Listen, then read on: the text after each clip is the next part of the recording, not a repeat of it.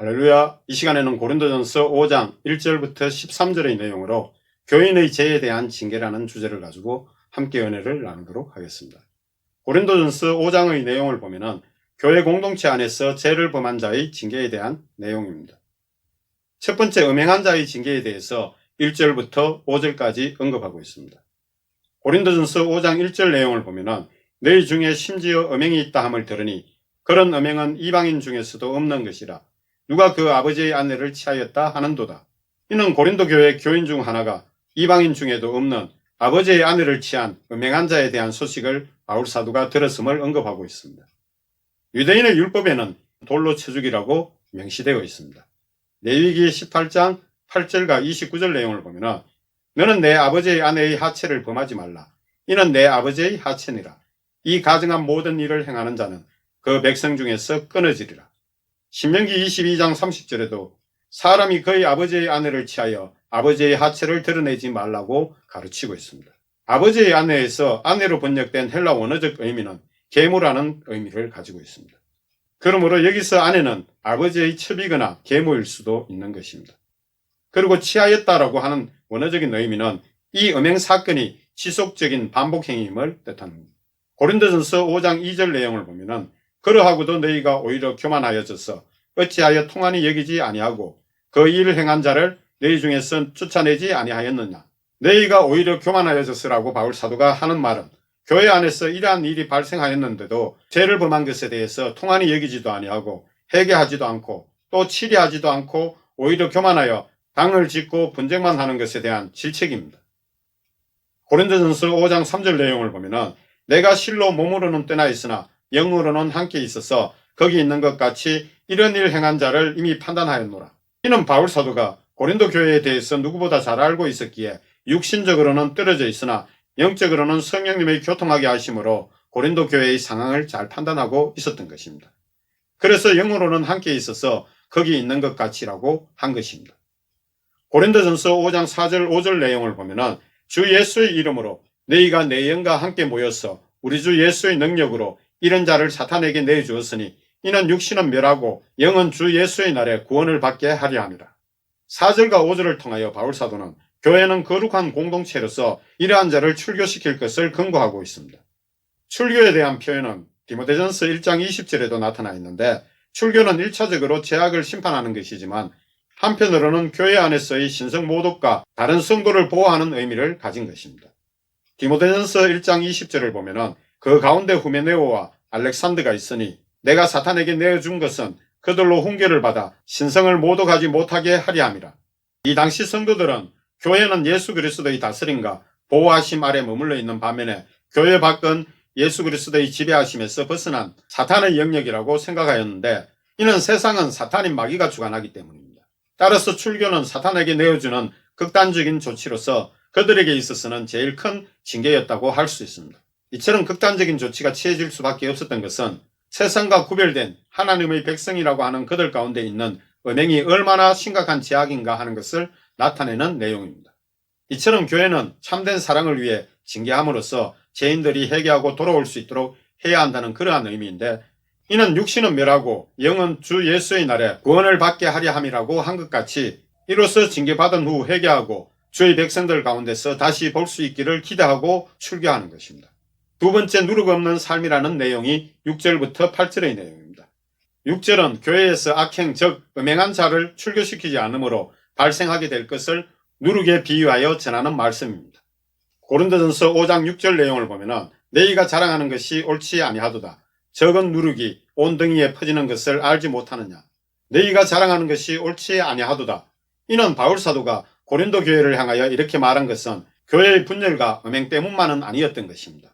그들이 하나님의 은사를 가졌고 하나님의 사랑을 입었음에도 불구하고 그 사랑과 은사를 올바르게 사용하지 못하고 있음을 지적하는 것입니다.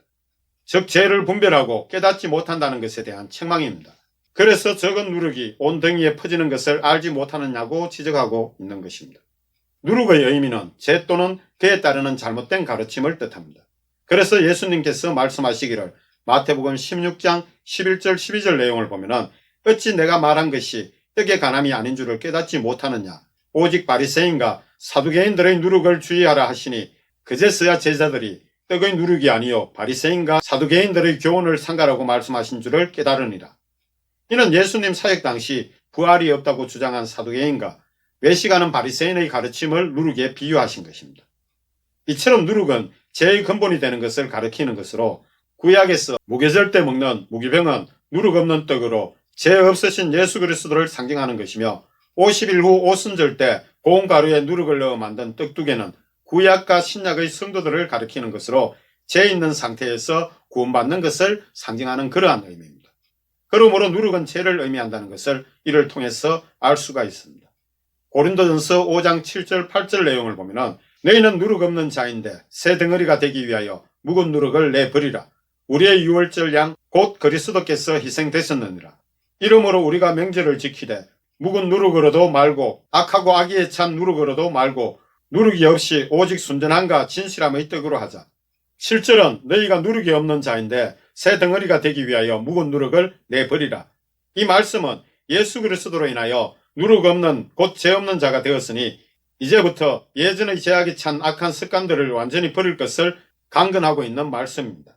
이 누룩 곧 우리의 원죄 때문에 예수 그리스도께서 죽으셨음을 강조하는 그러한 말씀입니다. 8절은 명절인 예수 그리스도의 희생의 유월절을 지키되 그로 인하여 누룩 없는 자가 되었으니 오직 순전함과 진실함의 떡으로 하자고 한 것은 순전하고 진실한 진리의 교훈에 순종할 것을 권면하고 있는 내용입니다. 세 번째 죄에 대한 징계의 말씀이 9절부터 12절의 내용입니다. 고린도전서 5장 9절 10절 내용을 보면 내가 너희에게 쓴 편지에 음행하는 자들을 사귀지 말라 하였거니와 이 말은 이 세상의 음행하는 자들이나 탐하는 자들이나 속에 빼앗는 자들이나 우상 숭배하는 자들을 도무지 사귀지 말라 하는 것이 아니니 만일 그리하려면 너희가 세상 밖으로 나가야 할 것이라. 9절 10절 내용은 내가 너희에게 쓴 편지, 이것은 지금 쓰고 있는 고린도 교회에 대한 편지가 아니라 이전에 쓴 편지를 가리킵니다. 그 편지에서 음행하는 자들을 사귀지 말라고 한 것은 세상에서 각종 죄를 범하는 사람들, 곧 음행하는 자들이나 탐하는 자들이나 속에 빼앗는 자들이나 우상 숭배하는 자들을 도무지 사귀지 말라고 한 것이 아니라 믿음 안에서 이러한 악을 행하는 자들을 사귀지 말라고 한 것이라고 전하면서 만일 세상의 죄인들을 사귀려면 너희가 세상 밖으로 나가야 할 것이라고 전하고 있습니다.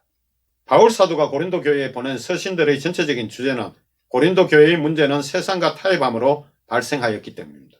그러므로 바울 사도의 관점은 약 60만 명의 도시인 고린도가 성적으로 타락하였기에 고린도인이 되다라는 헬라어 코린티아 조마이가 성적으로 부도덕하게 되다라는 의미를 가질 정도였으니 이러한 세상으로부터 어떻게 고린도 교회가 구별되어 거룩한 백성으로서의 삶을 살 수 있는가에 대해 초점을 두고 있는 것입니다. 고린도전서 5장 11절 내용을 보면 이제 내가 너희에게 쓴 것은 만일 어떤 형제라 일컫는 자가 음행하거나 탐욕을 부리거나 우상 숭배를 하거나 모욕하거나 술 취하거나 속여 빼앗거든 사귀지도 말고 그런 자와는 함께 먹지도 말라 함이라. 이는 지금 바울 사도가 쓰고 있는 이 편지의 내용 역시 이전의 편지처럼 하나님 나라 안에서 믿음의 형제라고 하는 자가 음행하거나 탐욕을 부리거나 우상 숭배를 하거나 모욕하거나 술 취하거나 속여 빼앗거든 그런 자와는 함께 먹지도 말라고 하는 것입니다. 이전 편지보다 더 구체적으로 하나님 나라인 교회 공동체 안에서 죄를 범하는 자들을 어떻게 대해야 할지를 가르쳐주고 있습니다. 그래서 고린도전서 5장 12절 내용을 보면 밖에 있는 사람들을 판단하는 것이야 내게 무슨 상관이 있으리요마는 교회 안에 있는 사람들이야 너희가 판단하지 아니하랴. 이는 세상 사람들은 죄인들이므로 죄를 범하든지 상관이 없지만 교회 안에 있는 사람들에 대해서는 교회가 마땅히 분별하여 판단하여야 할 것이 아니냐고 책망하고 있는 것입니다. 그러므로 5장의 결론을 보면 징계에 따른 출교를 명하는데 고린도전서 5장 13절 내용을 보면 밖에 있는 사람들은 하나님이 심판하시려니와 이 악한 사람은 너희 중에서 내쫓으라. 결국 교회 안에서 죄를 지으면 초대교회 당시에는 이와 같이 출교를 통해 징계를 내렸음을 알 수 있습니다. 그러므로 교회 공동체는 세상과 구별된 자들이므로 8절의 겉면처럼 오직 묵은 누룩으로도 말고 악하고 악의에 찬 누룩으로도 말고 누룩이 없이 오직 순전함과 진실함의 떡으로 하자고 한 것처럼 죄인 누룩을 버릴 것과 죄를 범한 자들에게 출교를 통해 징계할 것을 권면하면서 5장 내용을 마치게 됩니다. 할렐루야.